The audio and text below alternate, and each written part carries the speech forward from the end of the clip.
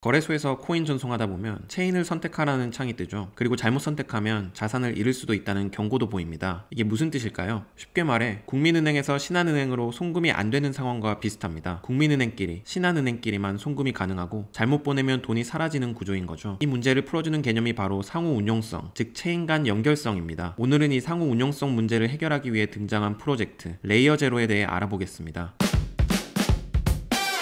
이야기는 블록체인 기술이 폭발적으로 성장하던 시점에서 시작됩니다. 이더리움, 솔라나, 아발란체, 수이 등 수많은 블록체인, 즉 디지털 국가들이 생겨났습니다. 각 국가는 저마다의 장점과 특징을 가지고 있었죠. 어떤 곳은 거래 속도가 빠르고 어떤 곳은 보안이 강력했습니다. 하지만 치명적인 문제가 있었습니다. 바로 이 국가들끼리 소통이 거의 불가능했다는 점입니다. 이더리움에 있는 돈을 솔라나로 가져가려면 마치 한국 돈을 미국에서 바로 쓸 수 없는 것처럼 복잡한 환전, 즉 브릿지라는 과정을 거쳐야 했습니다. 초기 브릿지에는 두 가지 방식이 있었습니다. 첫 번째로 중앙화 브릿지입니다. 특정 회사가 자산을 대신 보관하고 옮겨주는 방식이었죠. 편리하긴 했지만 만약 그 회사가 해킹당하거나 망하면 우리 자산도 함께 사라질 수가 있습니다. 블록체인의 핵심 가치인 탈중앙성을 사실상 포기하는 셈이었습니다. 두 번째는 미들체인 방식입니다. 블록체인과 블록체인 사이에 또 다른 블록체인을 세워 다리 역할을 하게 만든 겁니다. 문제는 이 중간 체인이 공격당하면 전체가 무너진다는 겁니다. 단일 장애점이 되어버린 거죠. 실제로 2022년에는 디파이 생태계에서 약 31억 달러, 우리 돈으로 4조 원 넘는 자산이 도난당했습니다. 그중 64%가 브릿지에서 발생한 사고였습니다. 이처럼 불안한 상황에서 시장은 더 안전하고 근본적인 해답을 원했습니다. 그리고 바로 이때 등장한 것이 레이어 제로입니다.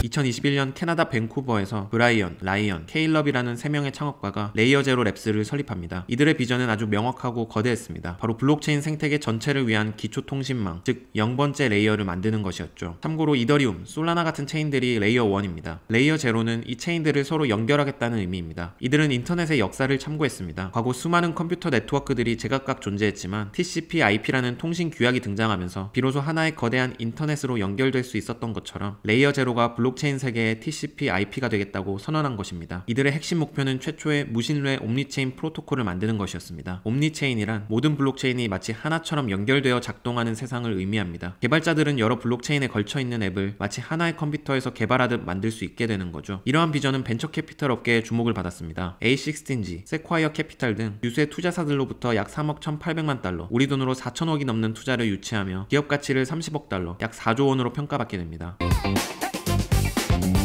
그렇다면 레이어 제로는 대체 어떤 기술로 이 엄청난 비전을 구현하려는 걸까요? 조금 기술적인 이야기지만 간단히 풀어보겠습니다. 레이어 제로는 기본적으로 체인 간 메시지를 전달하는 기술입니다. 쉽게 말해 이더리움에서 일어난 일을 솔라나에 안전하게 알려주는 소식통 같은 존재죠. 이 메시지가 제대로 전달되면 체인들끼리 이만큼 송금이 있었다는 사실을 서로 공유할 수 있고 그제야 비로소 상호 운용성, 즉 체인 간 연결성이 보장됩니다. 결국 핵심은 그 메시지를 얼마나 신뢰할 수 있게 전달하느냐입니다. 이 기술은 두 번의 진화를 거쳤습니다. 바로 버전 1과 버전 2입니다. 먼저 버전 1, 핵심은 울트라 라이트 노드라는 개념입니다. 과거 브릿지들은 보안을 위해 모든 거래 기록을 저장해야 해서 비용이 많이 들었는데 울트라 라이트 노드는 필요한 정보만 뽑아 확인하는 방식으로 비용을 크게 줄였습니다. 하지만 이 과정에서 특정 중앙화된 주체에 의존해야 한다는 한계가 있었습니다. 그래서 나온 것이 버전 2입니다. 버전 2의 핵심은 모듈형 보안입니다. 이게 무슨 말이냐면 앱 개발자가 정해진 보안 방식을 무조건 쓰는 게 아니라 자신에게 맞는 보안 옵션을 직접 고르고 조합할 수 있게 된 것이죠. 여기서 등장한 것이 분산검증 네트워크입니다. 분산검증 네트워크는 쉽게 말해 보안팀 명단입니다. 개발자는 체인링크 같은 오라클 네트워크, 구글 클라우드 같은 대기업까지 원하는 대로 보안팀을 고를 수가 있습니다. 그리고 이론상으로는 경쟁 브릿지인 워몰 같은 프로젝트도 검증 네트워크로 참여할 수 있습니다. 예를 들어 제가 결제 앱을 만든다고 해볼까요? 사용자가 이더리움으로 송금하고 솔라나 기반 서비스를 이용하려 한다면 저는 검증 네트워크에서 원하는 보안팀을 골라 제 브릿지를 안전하게 운영할 수 있습니다. 가장 혁신점인 점은 레이어 제로가 이제 단순히 다른 브릿지와 경쟁하는 게 아니라 그들까지 선택할 수 있는 보안의 마켓플레이스가 되었다는 점입니다. 물론 단점도 있습니다. 선택의 자유가 주어진 만큼 책임도 따라온다는 거죠. 만약 비용을 아끼려고 약한 보안팀을 고른다면 그 앱은 쉽게 해킹에 노출될 수 있습니다.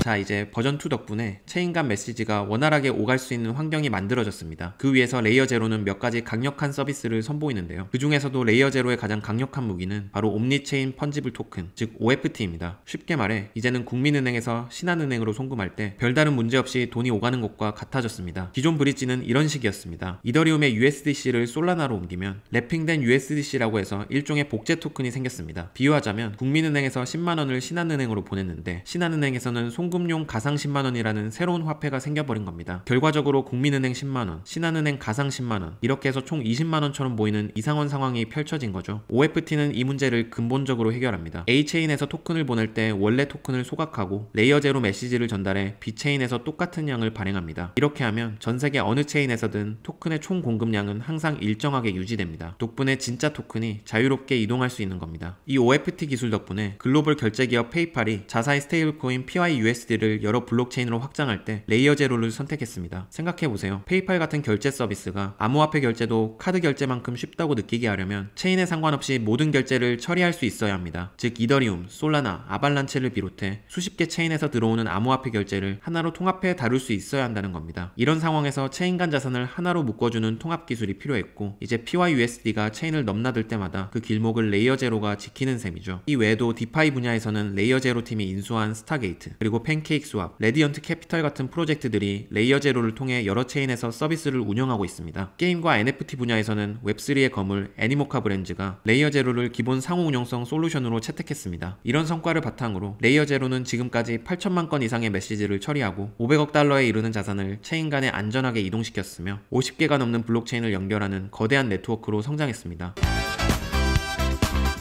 레이어 제로 생태계의 중심에는 제로 토큰이 있습니다. 제로 토큰의 총 공급량은 10억 개로 고정되어 있습니다. 제로 토큰의 가장 핵심적인 용도는 뭘까요? 제로 토큰 보유자들은 레이어 제로 프로토콜의 미래 방향을 결정하는 투표에 참여할 수 있습니다. 요즘 가장 중요한 투표 안건 중 하나는 프로토콜 수수료를 활성화할지 여부입니다. 현재 레이어 제로는 메시지 전송에 대해 별도의 수수료를 부과하고 있지 않습니다. 메시징 프로토콜이지만 정작 메시지 전송에서 직접적인 수익은 내지 않고 있다는 얘기죠. 그럼 레이어 제로의 수익은 어디서 나올까요? 현재는 프로토콜 수수료가 아니라 아까 언급한 보안팀 이용료, 즉 검증 네트워크 사용료, 페이팔 같은 기업 파트너십, 그리고 대형 벤치 캐피털들의 투자 자금으로 운영이 이어지고 있습니다. 아직은 직접 매출화보다는 네트워크 확장과 시장 자리 잡기에 집중하고 있는 단계로 보여집니다. 하지만 제로 보유자들이 투표를 통해 수수료를 부과하기로 결정하면 얘기가 달라지겠죠. 메시징에서 발생한 수익으로 시장에서 제로 토큰을 다시 사들여 소각하게 됩니다. 이렇게 되면 유통되는 제로의 양이 줄어들어 희소성이 높아지고 단기적으로는 토큰 가치 상승으로 이어질 수 있습니다. 즉 레이어 제로의 사용량이 늘어날수록 제로 토큰의 가치와 직접 연결되는 구조가 만들어지는 것이죠. 실제로 이런 모델은 다른 프로젝트에서도 이미 효과가 입증된 바 있습니다. 대표적으로 하이퍼리퀴드는 이 메커니즘을 도입한 후 토큰 가격이 급등하면서 주목을 받았습니다. 현재 진행 중인 투표를 보면 무려 95% 이상이 수수료 활성화에 찬성하고 있습니다. 하지만 문제는 참여율입니다. 의결이 유효하려면 약 5,500만 개의 토큰이 투표에 참여해야 하지만 가장 최근 투표에서는 약 700만 개 정도만 참여했습니다. 즉 찬성표는 압도적이지만 참여자가 부족해서 결정이 계속 보류되고 있는 상황입니다.